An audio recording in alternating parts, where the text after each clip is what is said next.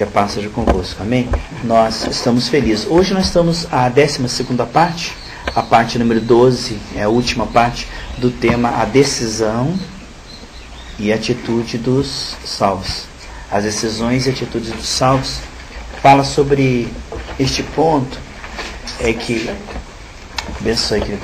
Fala deste ponto, queridos, que Deus nos pega, aonde está Adão, desde a queda, limitado, e vai pela graça, sem forçar nada, amados, gradativamente, levando a pessoa a níveis cada vez mais profundos de comunhão com o Senhor e com outras pessoas.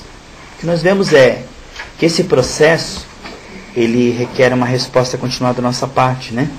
E nós temos aprendido que, pela comunhão com o Senhor, através da palavra, da oração, nós vamos ganhando isso. Eu queria que você abrisse, por gentileza, em Jó 5.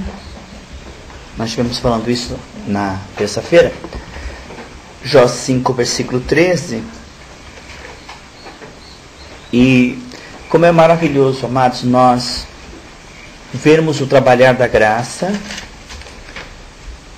nos conduzindo, nos transformando milagrosamente, sem esforço.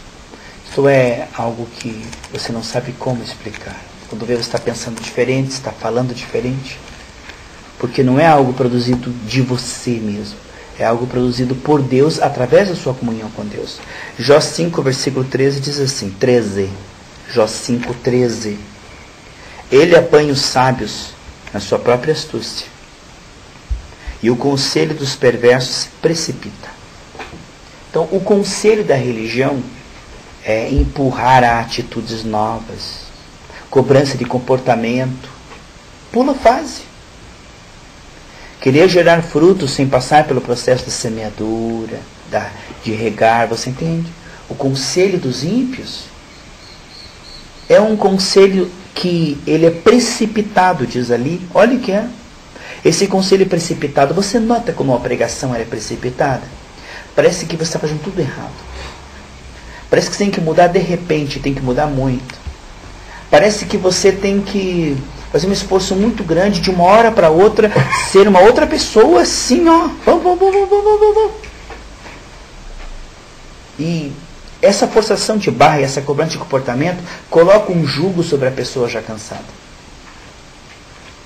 E coloca uma expectativa sobre essa pessoa que a pessoa não pode cumprir, gera frustração, gera decepção e também gera uma tentativa precipitada, porque se você chega numa pessoa, numa criança, e diz que ela pode levantar 50 quilos, quando ela tentar levantar e não conseguir, ela vai ficar decepcionada.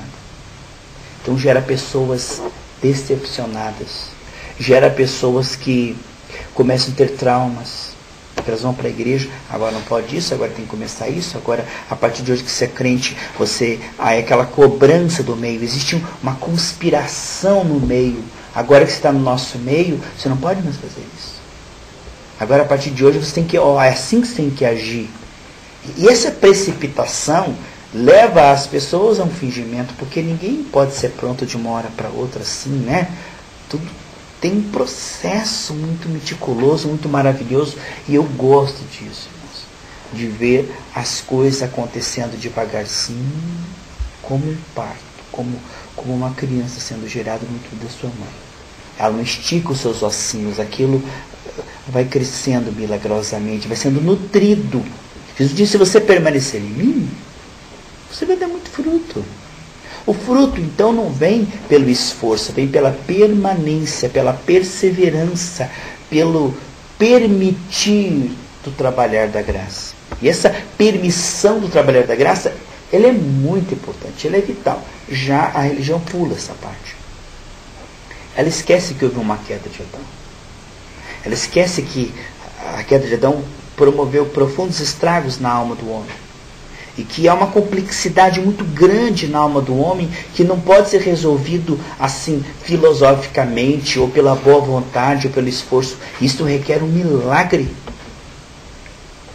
E quando não se respeita esse tempo profético, aí já se empurra as pessoas à bênção, As pessoas começam a esperar de uma hora para outra cargos e começam de uma hora para outra a achar que as mudanças são muito simples, que perdoar é uma coisa muito simples, confiar é uma coisa muito simples, que de repente de uma hora para outra você já consegue ter aquela fé de Abraão, e aí a pessoa pensa de forma precipitada, porque é ensinada de forma precipitada, e gera aí verdes, pessoas despreparadas e pessoas decepcionadas.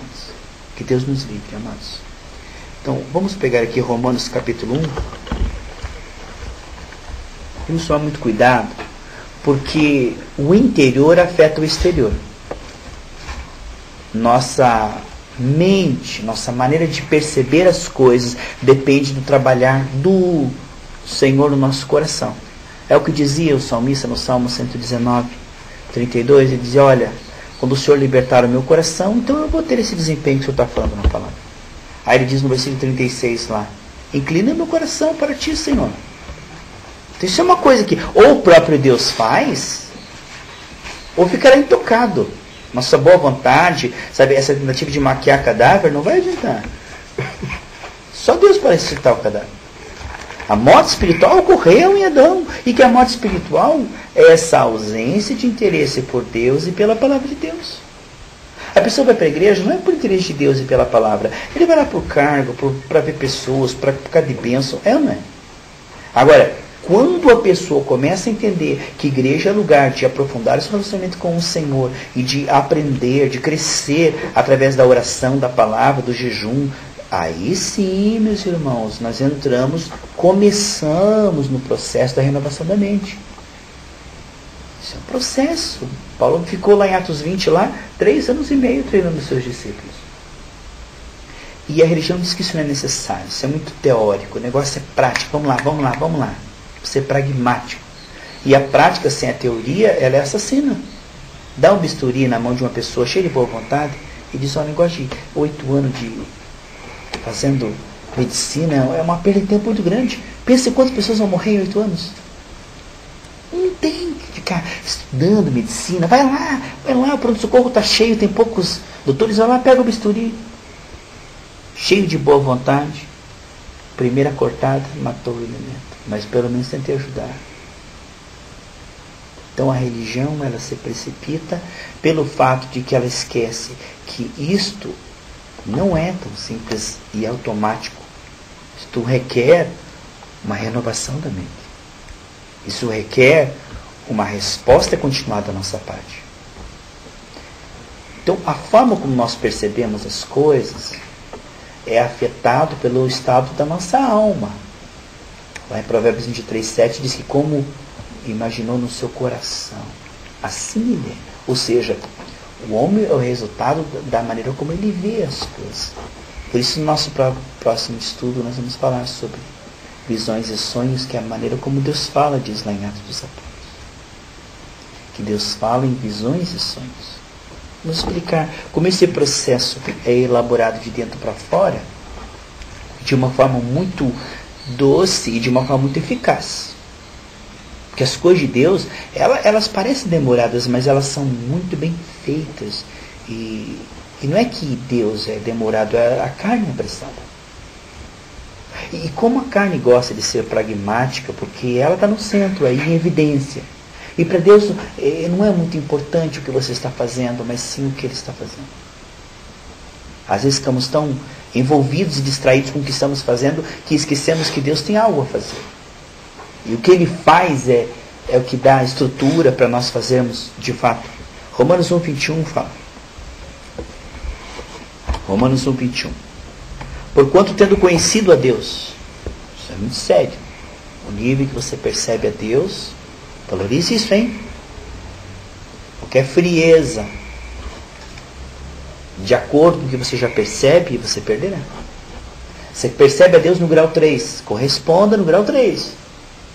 Porque se você não corresponder ao que você já percebe do Senhor, você vai perceber cada vez menos. Mas se você receber a boa semente como terra boa, não como ouvinte esquecido, a forma como você ouve a palavra, diz Lucas 8:18, a forma como você se relaciona com Deus, vai te aproximar ou afastar, vai fazer você perceber mais ou perceber menos. Veja, Deus é o mesmo. Mas João percebeu mais Jesus do que todos os outros. Porque a forma como ele se relacionava com Jesus abria para que Jesus tratasse o coração dele. Amém? Então o que nós vemos está escrito ali. Porquanto tendo conhecido a Deus, não o glorificaram como Deus. Então nós não correspondemos àquilo que percebemos, isso é sério. Quando nós não somos uma pessoa empolgada nisso. Paulo dizia, uma coisa faço, prossigo para o conhecimento de Cristo. Quando eu vejo pessoas impressionadas, eu vi outro dia uma pessoa falando num comentário ali de futebol, mas que empolgação que ele falava, com que profundidade, com conhecimento, com que elaboração e como conhecimento de décadas. Eu fico meio que cultura inútil. Em vez de